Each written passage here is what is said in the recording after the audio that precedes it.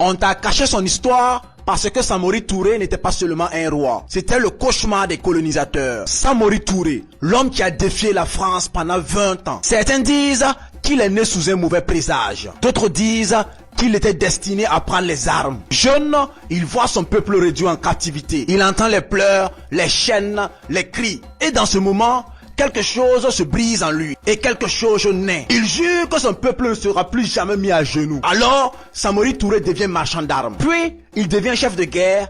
Et après, il devient un conquérant. Mais Samori n'était pas un roi comme les autres. Il créa une armée disciplinée, entraînée et équipée. Une armée qui ne reculait que pour mieux frapper. Une armée qui se battait jusqu'au dernier souffle. Village après village, il créa l'empire de Wassoulou. Un empire noir, silencieux, comme une tempête qui s'approche. Les Français pensaient le vaincre facilement. Mais Samori Touré ne combattait pas seulement avec des sabres et des fusils. Il combattait avec le temps, la ruse et l'ombre. Quand les colons avançaient, il brûlait les terres pour qu'ils ne prennent rien. Il déplaçait villages, familles, forgerons, guerriers, imams. Un empire entier marchait dans la poussière, prêt à disparaître pour mieux renaître ailleurs. Les gouverneurs français écrivaient des rapports et dans chacun revenait le même mot, insaisissable. Mais l'ombre finit par se refermer. Trahison, alliés retournés, poussière, famine, épuisement. Un jour encerclé, Samori est capturé. Les colons attendaient un roi brisé. Ils virent un roi qui refusait de baisser les yeux. Exilé, loin de ses terres,